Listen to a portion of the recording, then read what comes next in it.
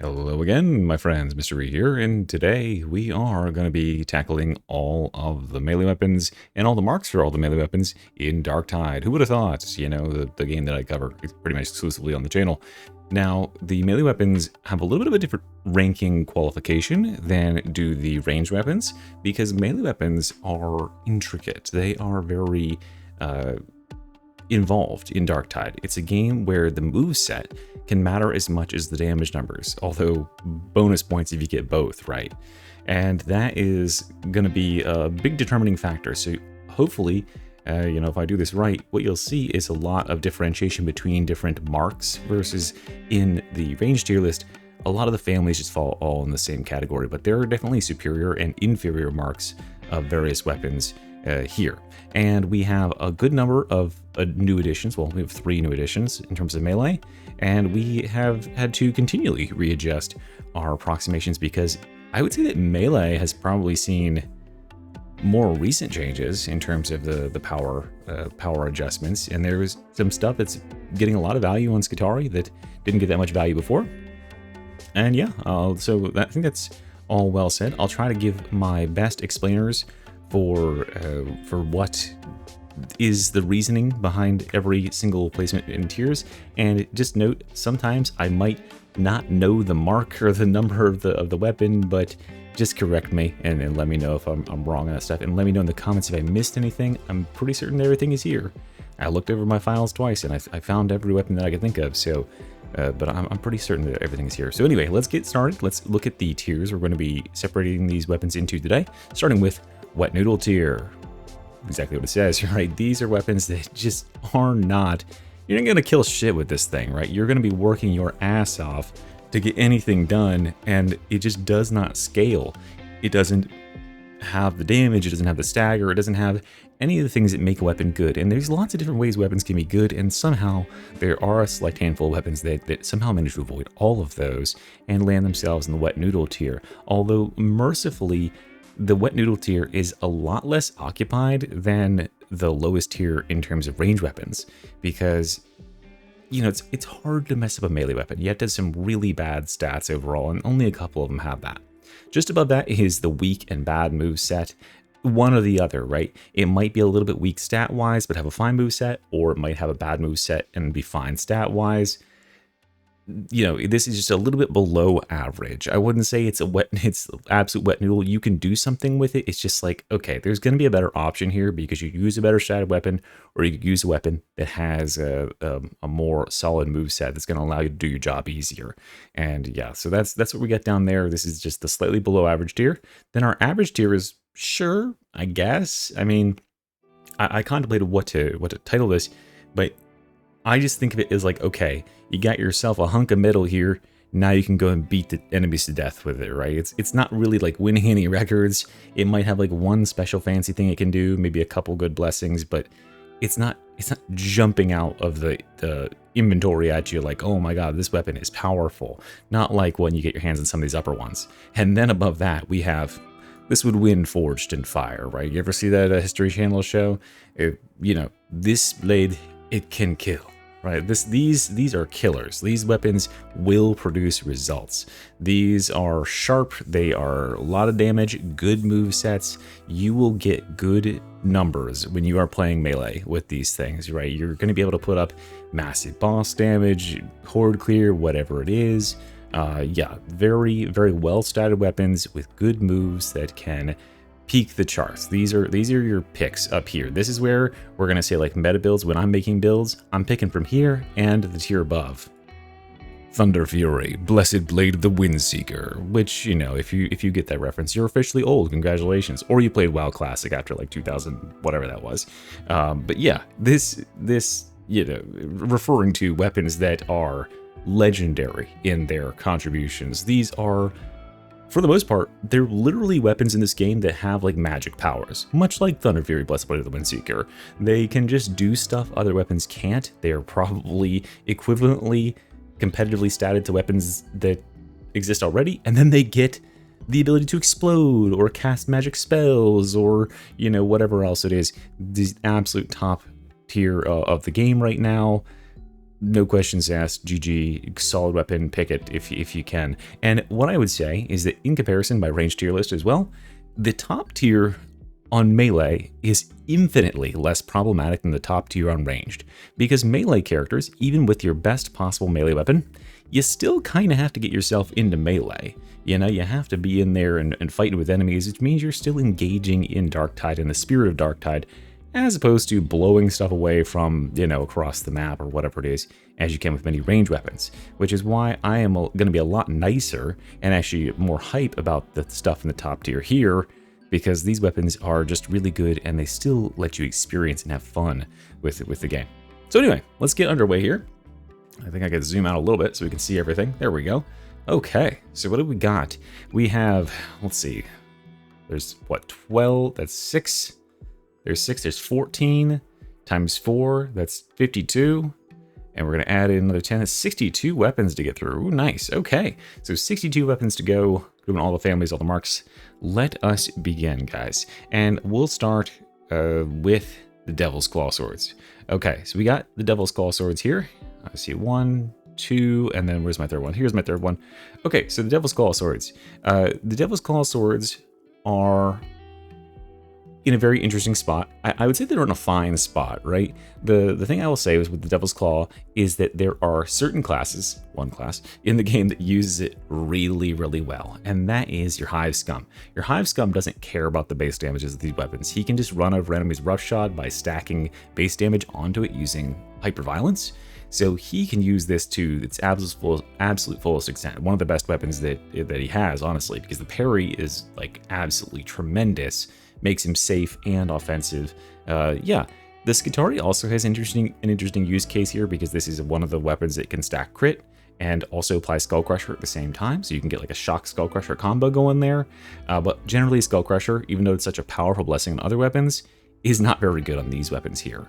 And yeah, outside of that, there are other classes. I mean, a lot of other classes have these, but I wouldn't say that any of them really want to be playing with these.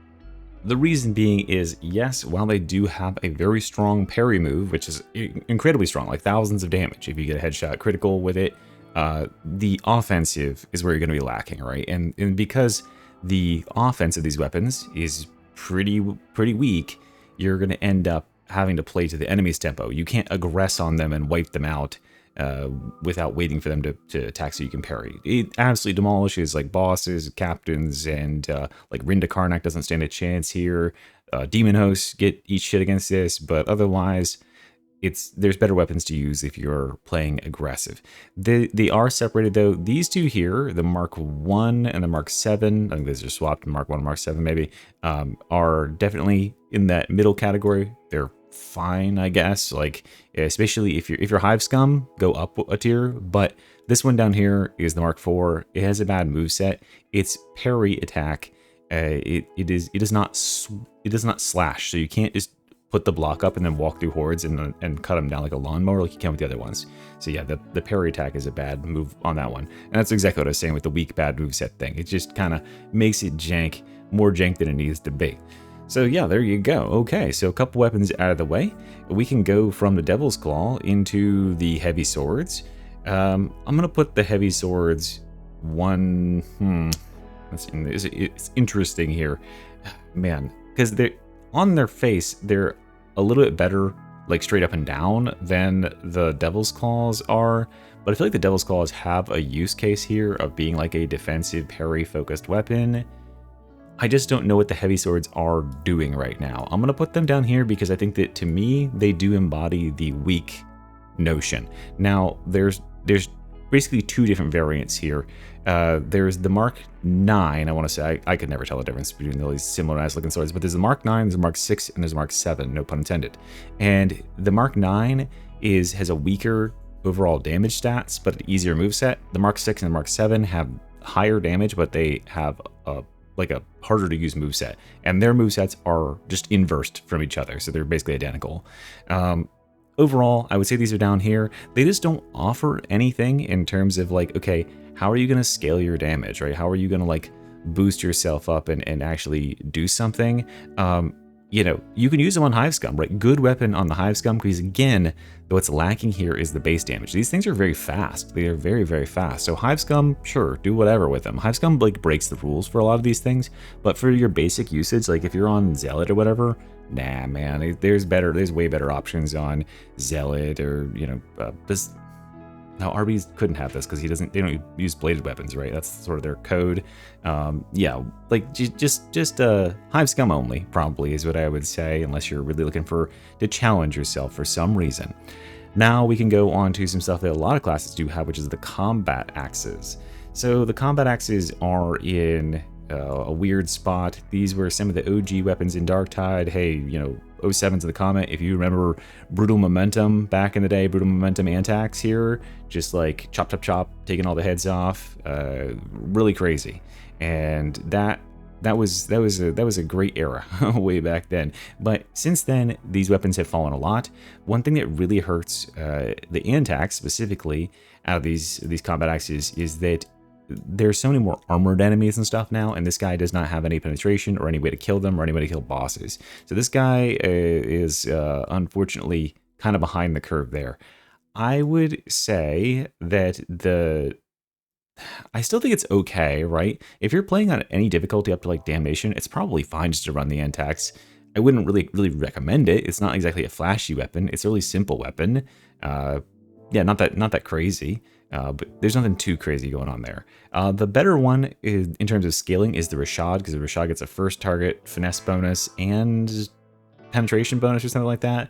So it can actually scale a little bit better. You can get some heavy attack headshots, but again, I can't think of any classes or any like times where there's a really like where this would be the weapon that you would choose if you're going for like headshot, you know, killing. Back in the day, you know, before Dueling Sword was on every class and before Power Sword meta and stuff, like I would see veterans using this and all sorts of stuff. But now, yeah, now not so much. It's in the sure, I guess. It's just a hunk of metal that you beat dudes with, has a decent headshot ratio.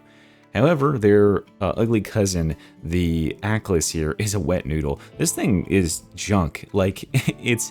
So, basically, it loses out on the basic moveset and light attack damage, ease of use of the Antax.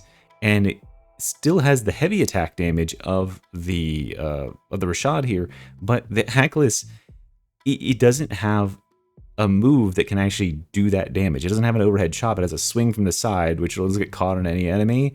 It's terrible. And the like light attacks are so bad. They just miss all over the place. It's pretty brutal. This thing's moveset is completely fugly. It's just terrible to play with, and there's no reason to play with. It's like they just like, hey, we need a third move, much like we'll talk about with the Ogren clubs in a second.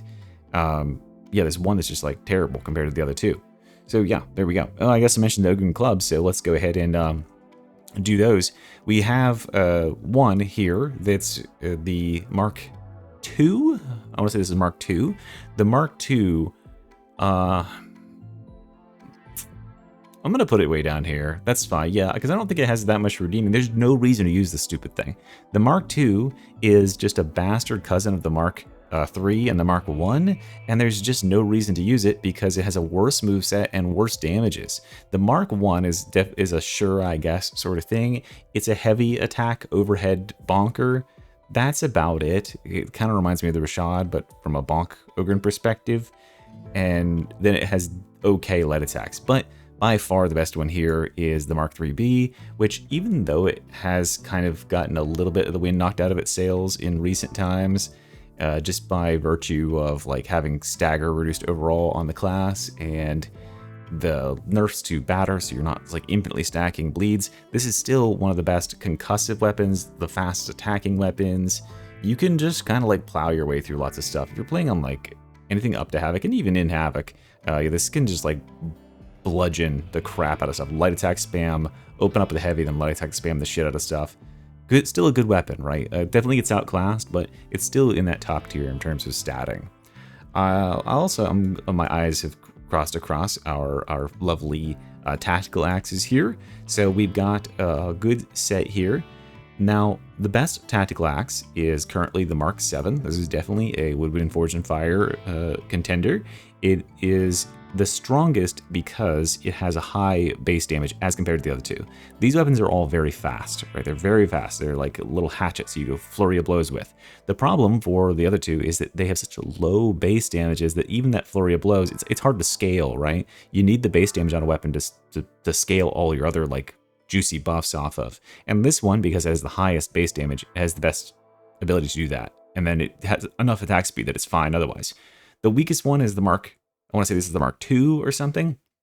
I'm going to put this one down here in the weak or bad moveset one. It's because it's so little damage and it doesn't really have anything to offer in terms of moveset. It's just going to fall behind.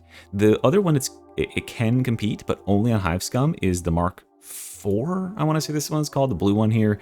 This one has a better headshot ratios and to my taste better like attack patterns, but it lacks a lot of damage. So on any classes ever Hive Scum, you're going to use the 7, but on the Hive Scum you're going to use this one because the Hive Scum does not give a fuck about the base damage. The Hive Scum can stack his own base damage. So this will be the superior one because you can do a little bit better against Carapace and stuff and chop heads off a little bit better because there's an uppercut and an overhead strike that are very nice to use. But yeah, those are the two best ones, but this one's the one that every class except for Hive Scum should be end up using.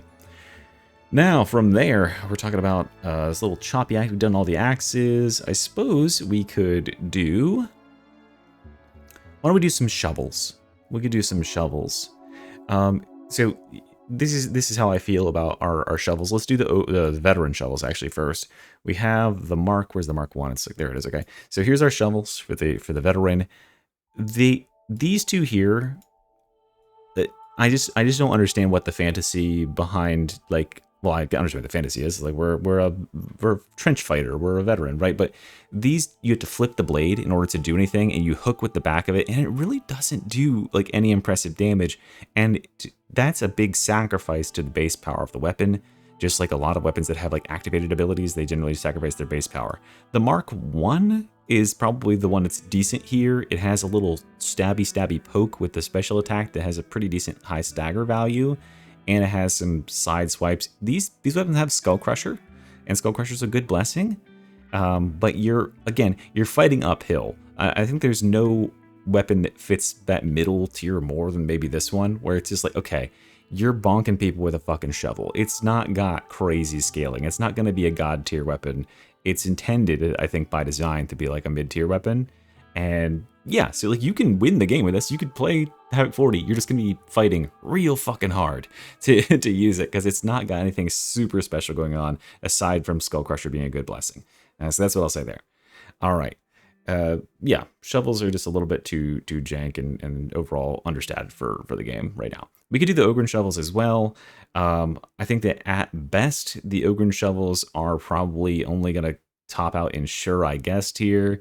Reason being, everything you can do with a shovel on the Ogren you can do with another weapon right now, one of a couple other weapons right now, and I just don't really see why you would limit yourself in that sense. The Ogren is a class that definitely excels at like crowd control and multi-target disruption and all that sort of stuff, and so by choosing the shovel, you are gimping yourself on that hardcore. I would say that these two shovels I have found, this is the Mark 19, this is the Mark 19, this is the Mark 5 or something. These are okay. They'll kill stuff. Like you can I think you can one-shot a Crusher, right? At least on Damnation. So that's fine. But yeah, you're losing out on a ton of potential power with the Ogren by choosing a shovel over another option. This shovel has a uppercut punch, and these uppercut punch moves, they were funny for like one patch because the Ogren had enough stagger in his talent tree to like stagger bosses with. That got nerfed dead in the water after that. You can't funny stagger Ogren or plague Ogrens around by punching them in the dick anymore. So yeah, that makes it really bad because you don't even get the fold the blade slam. You get like a stupid punch that does nothing. So that sucks. Speaking of sucks, I will go ahead and put our Ogren Cleavers down here too. I can't remember for the life of me. I want to say that this one is the one that is really, really bad. I've definitely... I remember this one being like okay at some point back when cleavers were a thing for a moment in time, and then yeah, I saw someone playing with it recently, and then I looked at the damage numbers, and I was not impressed. Let's just say that. So this thing like dinks off of all these like just dink off of armor like crazy. These are just on the weaker side. Again, the same thing going on with the shovels here, where if you are not able to multi-crowd control enemies or insta-kill something or whatever with the Ogrin, right? You need to be bludgeoning the shit out of enemies, shoving them around, blamming and destroying like instantly several targets. That's where the Ogrin's strength lies. Play to that, not to whatever the hell the Cleaver is supposed to be doing. Because if you wanted to play Cleaver, I don't think there's really anything the Cleaver offers that you couldn't just do with the Bully Club, because they're like fast attacking weapons, and the Bully Club gets Skull Crusher, so it's an immediate win for the Bully Club in that sense. So yeah, just go Bully Club if you want fast attackers. Speaking of clubs, we do Arbites clubs here. We have the Arbites Shock Maul, definitely a top tier Woodwind Forged in Fire sort of contender. This is just a stat stick, and I mean that in the sense of like it is a stick that has high stats. It just has a really, really solid base damage to it, like 150 light attack or 200 light attack and then 300 heavy attack. So you just like anything low difficulty in the game, like, you know, non-havoc, is just gonna get killed by like 1 or 2 attacks of this thing. And it also has this shocking special attack that can perma-stun any enemy that you hit and perma-electrify. Yeah, that kind of does make it a little bit broken, but not like on the order of the higher tier Thunder Fury Blast Blade, the Windseeker tier. Yeah, because you can perma-stun like 1 or 2 enemies, you can keep them CC, but you don't have enough time to do more than that generally. But yeah, still a really strong, uber strong bonky boy. At the same time, I will also give the same tier to our 2 shields. They're inverted movesets of each other, so no real differentiation there. Yeah, very strong. Like having who would have thought, you know, a flashbang, extra flashbang ability on a weapon that's honestly not that bad, like block range attacks, and the mace itself is not like weak or anything. It can get its way through stuff. You will really suffer in terms of boss damage. I mean, even this regular RBD Shock Maul is not that great at bosses, but this is even worse. So that's where you'll suck. But you can flashbang and crowd control and survive a long fucking time with these shields. They make you incredibly durable. Not that the RBDs need to be any more durable, but yeah, great clutch machines because that stagger potential. So yeah, those are all definitely really solid on the RBBs up there. We can do Power Falchion, I suppose. I'm going to give these Sure I Guess tier. I think that's a perfect place to put the Power Falchion. It doesn't really excel in any way. It's a slow moving weapon, and what I found is that like every time that this weapon appears, it's supposed to be a comfort pick as compared to the Power Sword, right? Where the Power Sword has to be activated, then used a couple times, and then it goes off, and you got to reactivate, yada, yada, yada. These things are supposed to be on for a long time, and you get less benefit, like, immediately, but it's, like, long-term, like, easier to use, better easy use. And then, like, the baseline of the weapon is a little bit stronger as well. So, like, activating isn't that big of a deal compared to the Power Sword, which is, like, a literal wet noodle when it's not activated, and then when you activate it, it just, like, instantly kills anything. So, yeah, these are... I think that in the endeavor to make these, like, the middle between the activated and non-activated Power Sword, they've ended up making them very mid indeed. So I'll leave them there in the mid. And, yeah, that's really all I got to say about it. I haven't... I've played maybe a cumulative total 5 or 6 games with these, and I have never been like, wow, this is impressive. A lot of what I don't like about them, by the way, is that they are super slow. There's like no move tech with these things, which sucks. That feels really bad. So yeah, whatever. Okay, so we can move past those and address some other weapons that... why don't we talk about chainswords? Why don't we talk about chainswords here? Yeah, so these are wet noodles. These one-handed chainswords, as I'm certain a lot of you guys found out when you picked up Skitarii, maybe you tried it out. These things are just in about the worst state a melee weapon could be in right now, because they just don't have anything. Hell, even the chain axes, as we'll talk about in a second, at least they retain the capability of one-shotting some stuff, because they have pretty high like damage on their strike down like rip attacks. These chainswords, I don't understand what the like fantasy is here. Like, yeah, you can apply bleed stacks or whatever, but you know what else can apply bleed stacks? The fucking knife. Like just run the knife if you want to do a bleed stack sort of thing, and then you get a weapon that can actually like boost your movement speed like crazy instantaneously and gets all sorts of crazy crits.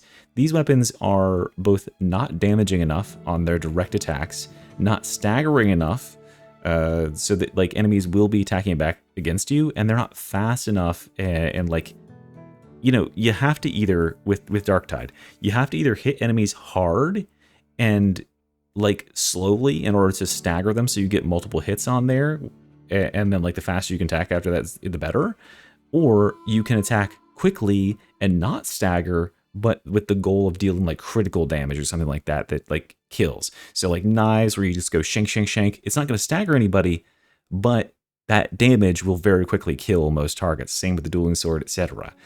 These weapons don't have anything, so you're going to walk up to enemies and you're going to hit them, and they're not going to take very much damage. You can't even pop like a crazy crit on them or anything. The only move you can do that does any sort of like reasonable damage is the chain thing, and because they have no stagger, you're left wide open for the follow-up. And if you wanted to do a chain like rip sort of attack thingy, I guess you should just play the chain axe if you're playing any class that's not, you know, that's not the zealot. So the chain axe, these are just really, really understated right now. They're super weak. I hate how like there's no stagger on these things. Like gives you no space to work with. It feels bad. These chain axes,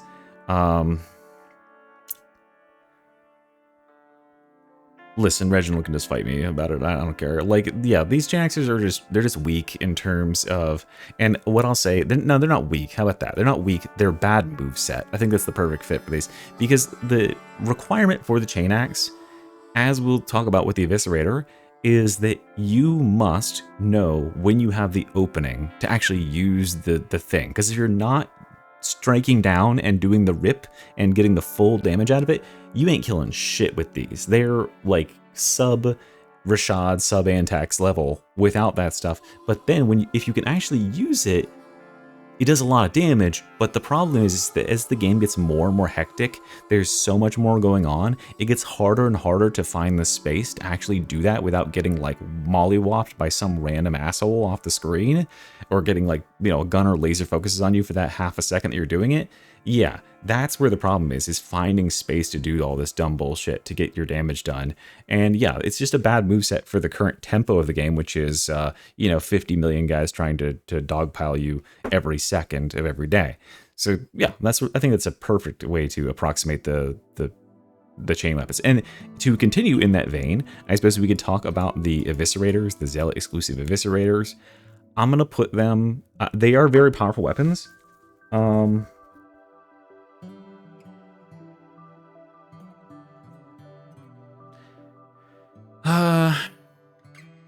I mean, I've seen what these things are capable of, right? They are very capable. Like they can do some insane numbers. I'm gonna put it in sure, I guess, just to be honest with the probably 90 95 percentile experience. Listen, you know, I have friends who main zealots. Shout out Alexandria, and like they can do incredible damage with this. However, I can't do it. And I'm a pretty mechanically skilled player. I can play Zealot, right? I main Zealot for the longest time. But this weapon, because doing the rev and getting a hit and chaining that like into another crit hit with the rev, that's how you pump damage with this thing. That's how you make it work. You need to be hyper aware. You need to be like having this 3D map in your brain of where every enemy is relative to you and how many milliseconds you have before they hit you, and what's your margin of error is before you have to like back away with the attack and go for that exact opening. If you can't calculate that, if you aren't like supremely locked in, you're gonna get the shit beat out of you while you're moving around with this weapon, because it's super slow and you have very limited dodges.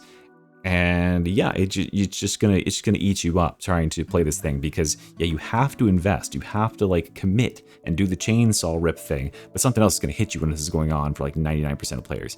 So I'm gonna put it down here because like, yeah, while it's powerful, the power is invested in that chainsaw rip thing, which is just far too encumbering for most players to use. And to like as a foil to that though, we can talk about the Relic Blade here, which is, you know, one of my favorite weapons of the game. It is a super strong weapon. We have two marks down here.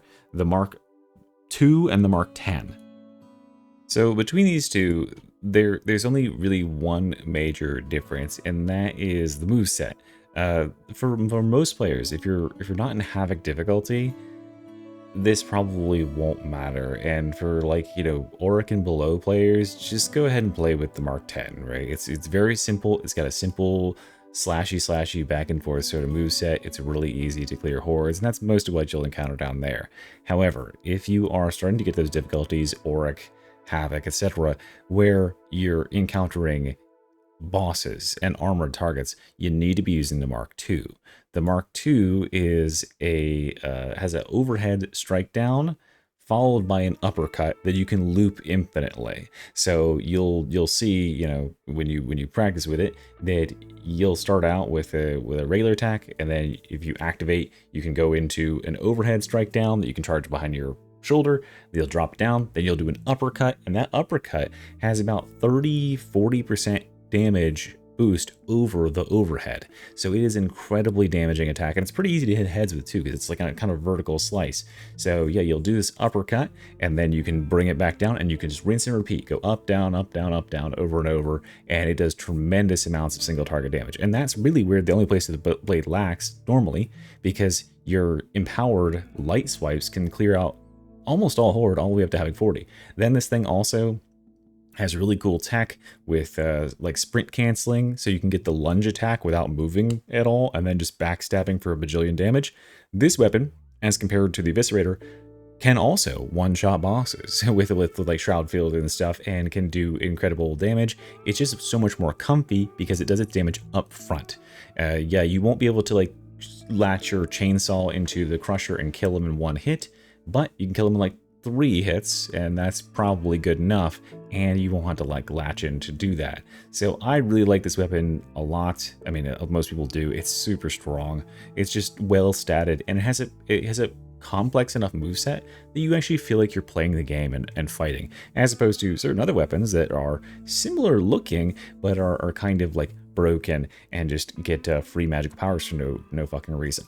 So yeah, let's go ahead and put these guys up here. I would say, is this Thunderfury Blessed Blade of the Windseeker tier?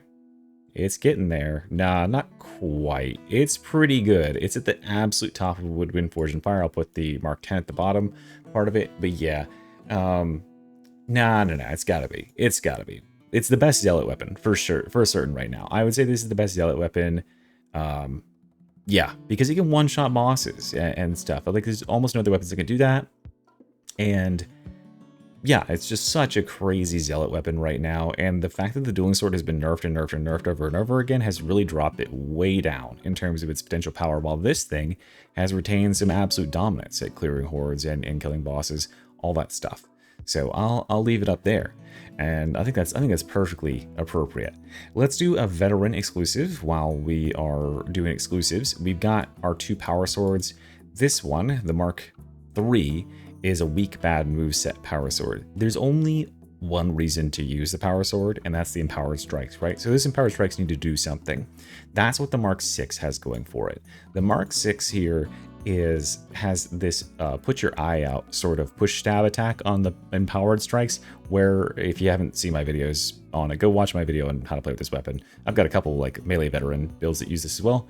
That this thing can just like 2-shot Crusher. Just you activate and you go stab, push stab, and then you do the overhead light attack, and it just 2-shots the Crusher. It'll 1-shot like Maulers and stuff. It's super devastating. Plus you have those light slashes. So yeah, it's not a weapon you're going to use in melee all the time. It's pretty slow, like as far as movement goes, but devastating immediate damage, crazy like burst damage, rending, all that stuff.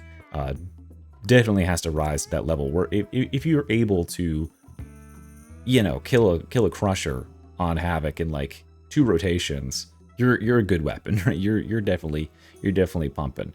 Yeah, that's where I'll leave it, because it's not quite that capable of getting any higher because of that activated thing. But if you can learn like the rotation, or like learn how to quickly activate this and then pull out the attacks, you can pump some really serious damage with this thing. On the flip side of that, right? So these two have complicated move sets, right? Or like more complicated activation parameters, and knowing how to use the moves and mechanics is really important to getting good damage out of them. Let's flip that on its head and talk about some things that don't give a fuck, where you can be the most brain rotted idiot in the world and perform on, and that's the dueling swords. The dueling swords have been nerfed a lot. They have been nerfed over and over and over again.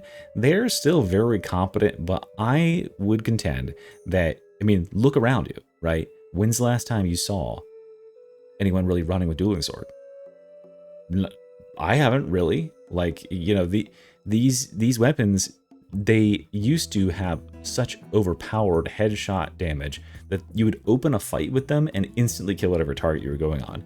Now that it's been reduced so aggressively, and their overall stat line, like their follow-up like pokey attack that could stagger, you know, all that stuff has been reduced enough that they are no longer one-shot tools like that. And while they retain a high level of competency, there are simply weapons out here that outcompete or are better in the slot. And so when we've got, you know, you've got your veteran, right? A veteran could probably still use this pretty well.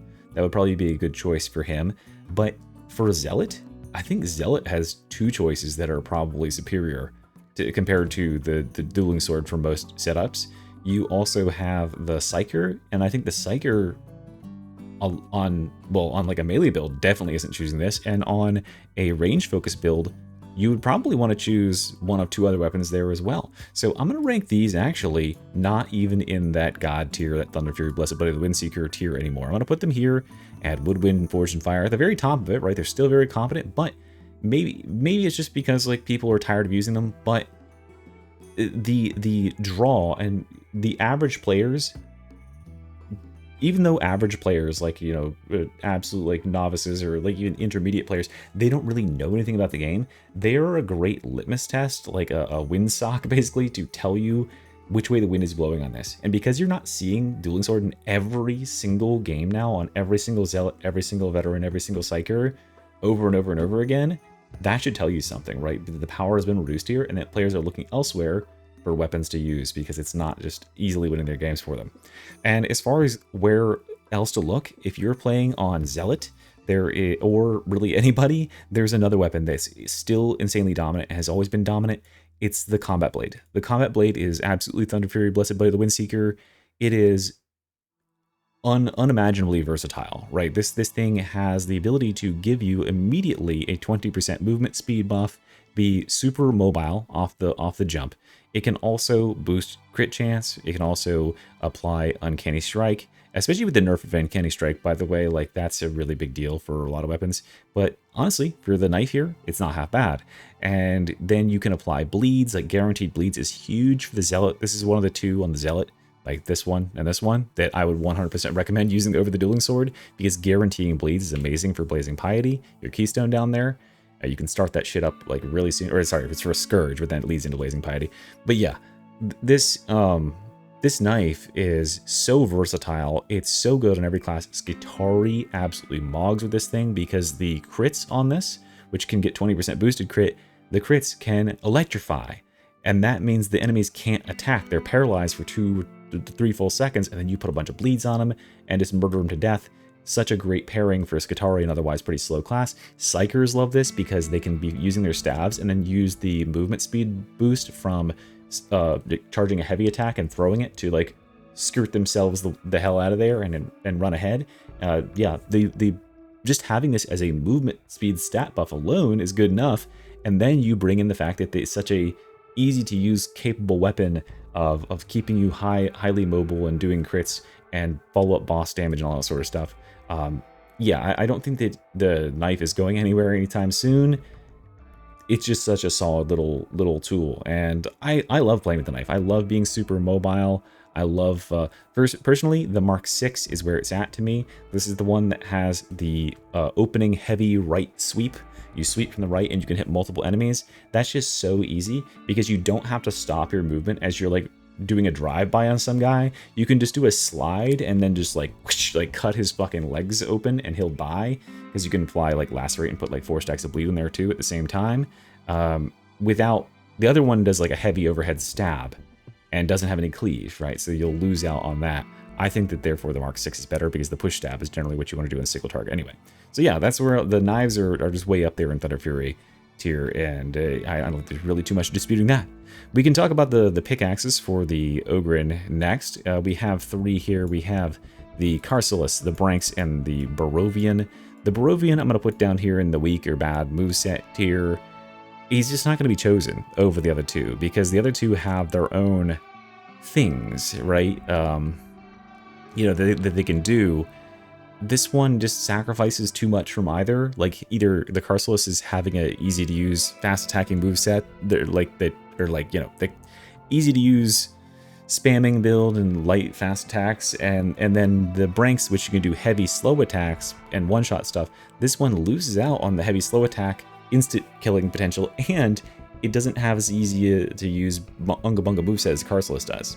So yeah, it kind of puts itself in that bad tier just by kind of trying to, just like we saw before, where we're trying to mix and match an existing sort of dichotomy, the slow attacking heavy hitter and the fast attacking like light hitter.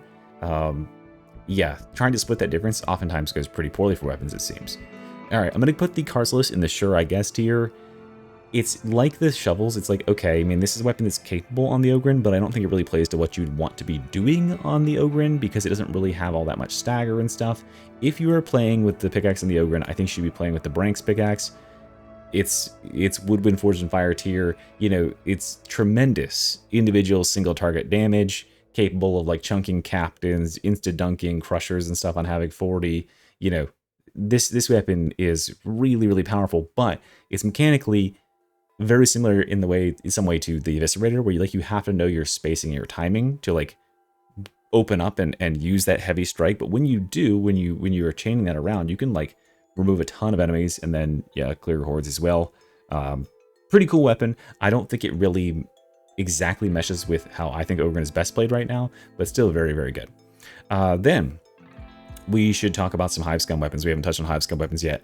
I'm going to give the Crowbar the sure I guess tier. This Crowbar is fine, right? It's a fine weapon, but it just doesn't really have anything that makes it stand out.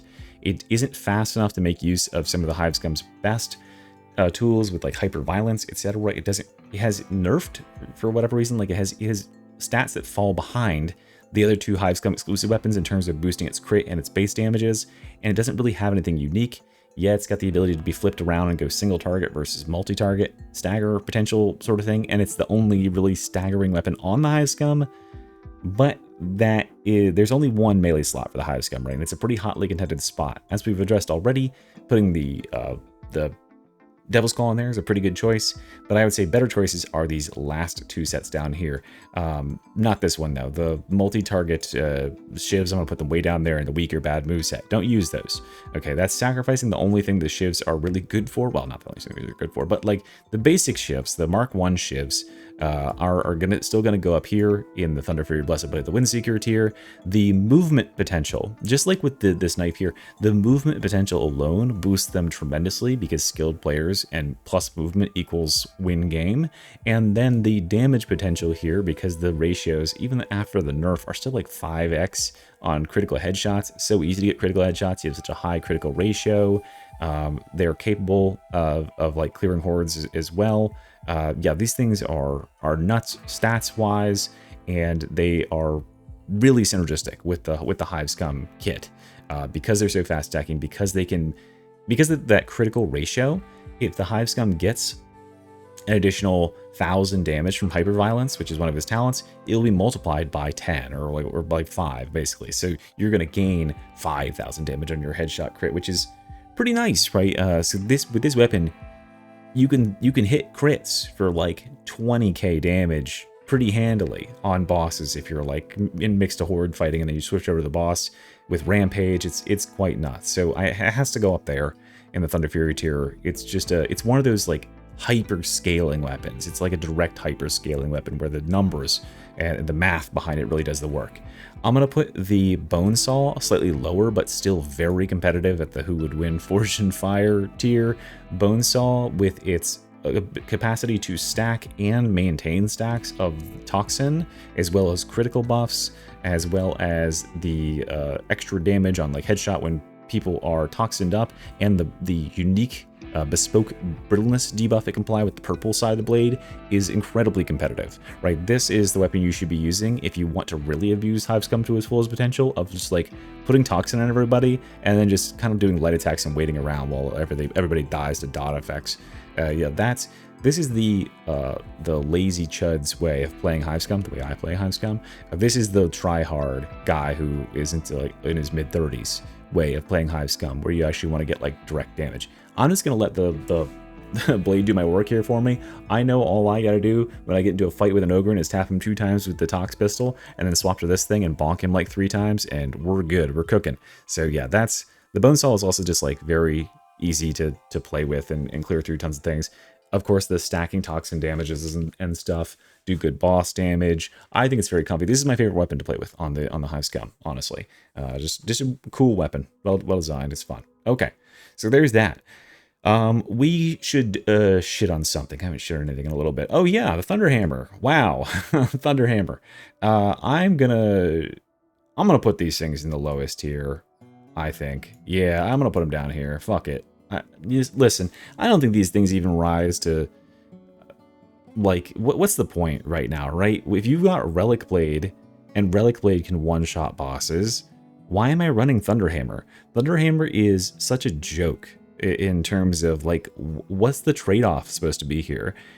I activate my weapon, which takes forever, and then I have one attack that I must hit in order to do big bonkin' damage to one guy. This can't even kill Crushers, because for some reason the Empower to Charge attack on a hammer doesn't have any rending. So the Crushers on Havoc 40 are like, owie, it did, like, that smarts, but they're still left standing. And yeah, like that sucks. And it sacrifices so much in terms of your moment-to-moment gameplay. Like, if you see a Thunderhammer Zealot coming into the game, just like look at their stats, right? If you've got scoreboard, go look at their stats after the effect.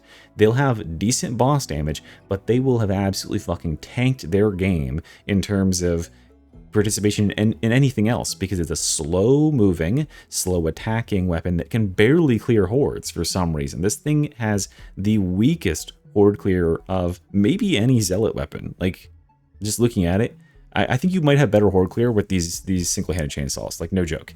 So yeah, it sacrifices everything to gain bonk power, but you could just be playing Relic Blade and keep all of that. So yeah, this weapon is perhaps the most in need of a rework weapon.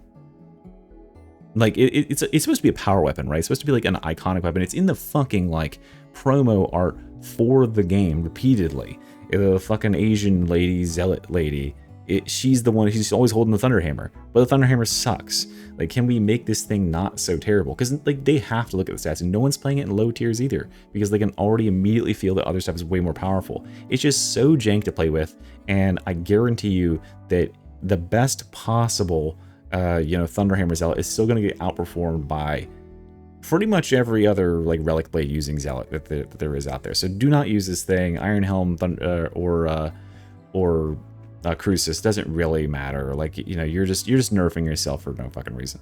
We'll go past that, and a comparable weapon here, I suppose, with the Crusher. The Crusher is a weapon that is only its blessings, basically. The Crusher has 2 blessings. It has Slaughterer and it has Skull Crusher. Slaughterer stacks your base power by 40%, on getting kills, obviously, 8% per kill, stacking up. And then Skull Crusher gives enemies extra damage taken when they're staggered. And this weapon can stagger pretty well. However, outside of that, it is a slow-ass chunk of metal that, like, just bonks enemies. And you just have to hope that you get your blessings up enough that it can, like, matter. It's really, I would say, like, marginally useful on Arbites. I think that the Zealot just has way better choices with just use the Relic Blade instead. But, like, Arbites, because he can guarantee Skull Crusher with his headshots, I would say is probably better with it. However, I think that this weapon...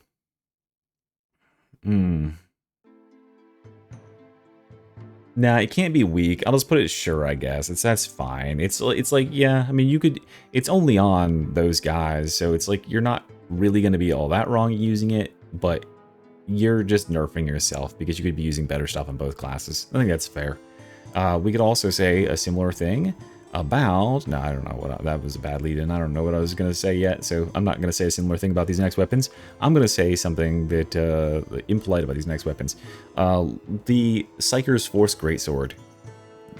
Stupid weapon. I mean, there's two different marks here. There's the Mark 6 and the Mark 8, I want to say. Is that the right one? The gold and the non-gold. This is the Mark 6. Okay, so the Mark 6 is the busted one. The Mark 6, out of the weapons we have in the top tier right now, I would say it's probably the closest to, like, actually being Thunder Fury, Blessed Blade of the Windseeker.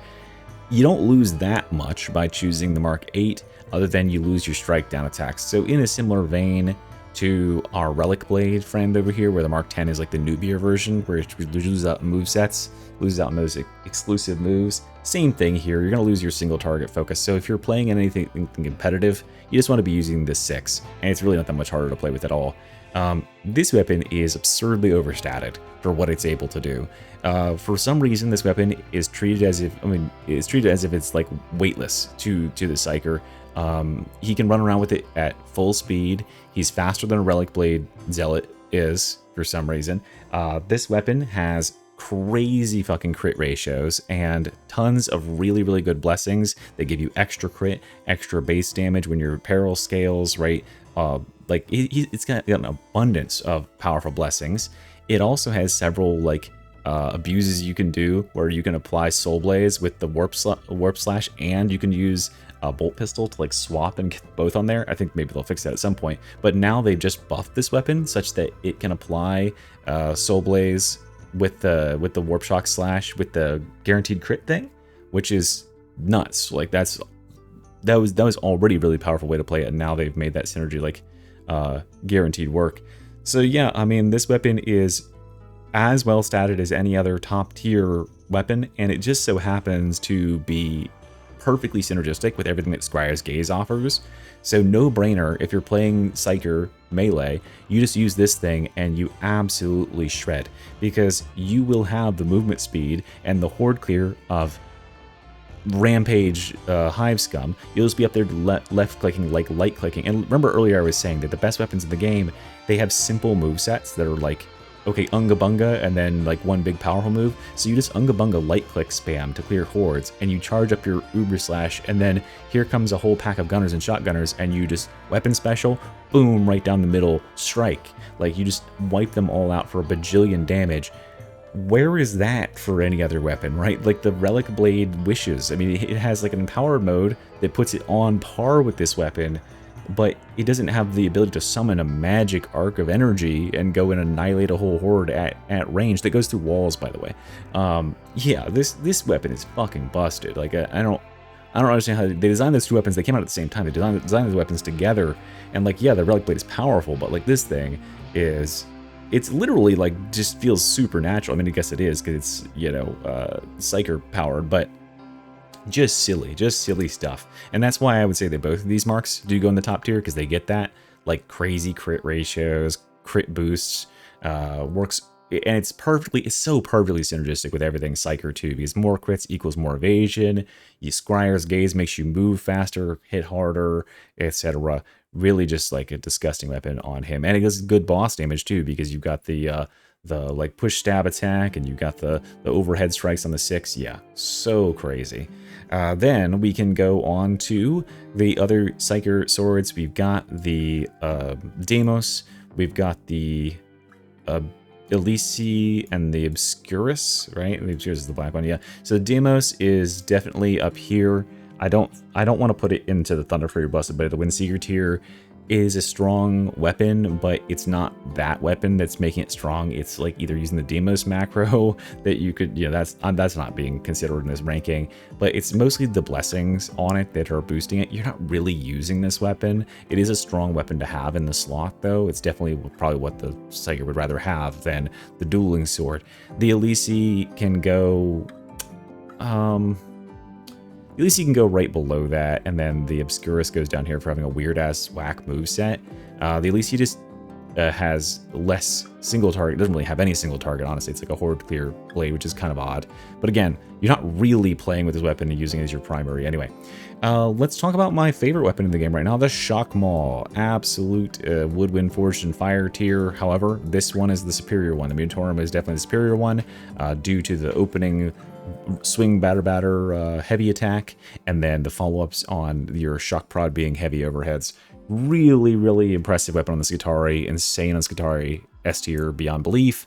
Also appears on lots of other classes, but the two other classes you'd want to use it on are the Arbites, because the Arbites can guarantee Skull Crusher with it, and the Veteran, because the Veteran has follow-up damage and the ability to stagger and Skull Crusher at the same time. It's a support weapon on any class except for Arbites, but having Skull Crusher and having the ability to petrify, like paralyze enemies, is very, very, very powerful in a coordinated team, because you can be the designated, okay, I will open up this bulwark, I will stop this crusher, I will, routinely knock Rinda's shields off over and over and over again. The Skull Crusher applicator, perma stunner for the team. Yeah, if you're a class that like can do that, then absolutely use it. For those three classes, I would say it's not anything on Psyker, it's not anything on Zealot, but on Arbites, on Veteran to some extent, and definitely on Skitarii, absolute powerhouse, will 100% like make you murderize bosses and boost your damages all across the board. Skull Crusher, who would have thought Skull Crusher is really good? And speaking of Skull Crusher being really fucking good, the Slab Shield for Oghren. I would put this at the very top of who would win Forged and Fire tier now. Very stable weapon for the Oghren. Slamming, who would have thought? Slamming stuff around and crowd controlling it and giving it stagger and giving it Skull Crusher and making it bleed is pretty strong. That is a good role for the Oghren to play, making certain enemies can't move while your team does the work. However, you know, it gets surpassed by another more stagger prone weapon, which also retains more offensive stats we'll talk about in a second. But yeah, just Skull Crusher again appearing and shoving this weapon to the top of the toppest tiers, and it is really defensive at the same time. Although the wrong way to play with this is to block. You can block sometimes if like a sniper's aiming at you, but don't plant your shield and block. That's for losers. Go offensive and make certain enemies have a shield-shaped dent in their forehead when they die. We then have our weapons here, our skitty weapons. I'm going to give the Munitorum, or sorry, is it Munitorum Power Sword? The Mars Power Sword, whatever it's called. I'm going to give this sure, I guess, right now. I played with it, and I just couldn't wrap my head around, like, what's supposed to be stand out about this weapon. Yeah, it's just, because it's so slow to move with, and I just don't feel like it's got anything going right now, and that might be because of its ratios. Like, it currently has a bug where the finesse scaling is not happening when you use the empowered strikes, and maybe if they change that, that'll fix it. So we'll wait and see, I suppose, but for right now, it's definitely the weakest of the Skitarii melees. Coming in second would be our Transonic Blades here. They have some pretty effective damage. Like, they are not like hyper powered blades like a lot of people thought was going to happen, where it'd be like the dueling sword, you know, revisited or reworked or whatever. They are just strong, and they have good innate rending. They have some cool moves. They have some pretty effective moves. They've got some move tech in there. Yeah, they're fine. I don't think they have like all that much synergy with the class, but they're pretty good. And then, you know where what the last one is going to be for the Skitarii, but let's do the Power Maul as well. The Power Maul is Ogryn's best weapon right now. What a disgusting weapon. It's so fun. It's so funny too, because like, yeah, I mean, we have, remember this guy and how he's like really powerful because he can attack really fast and stagger enemies and does good base damages and like, you know, throws enemies around. Just do that, but add the ability to drop like a grenade like into the mix every 8 seconds, just to drop a free fucking bomb.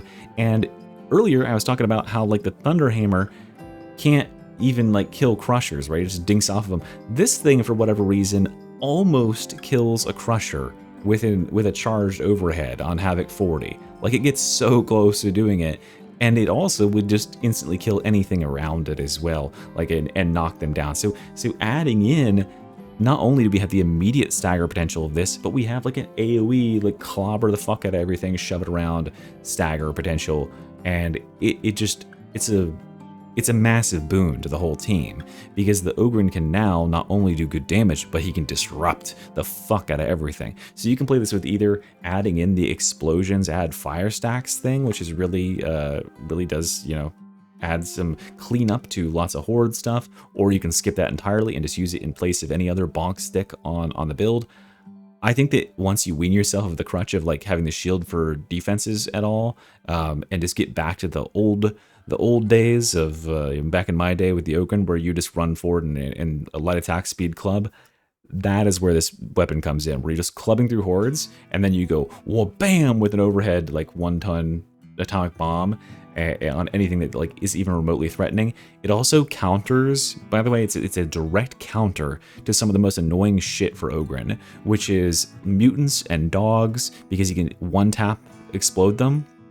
And then it also is really good against like flamers and trappers who are coming into proximity, but they're behind horde, because all you gotta do is empower it and hit the horde at all, and you have staggered them or maybe even knocked them down, which is amazing to be able to like just kind of disrupt the shit that's around you, because you're always, like, shit's always trying to get you as Ogryn. So awesome there.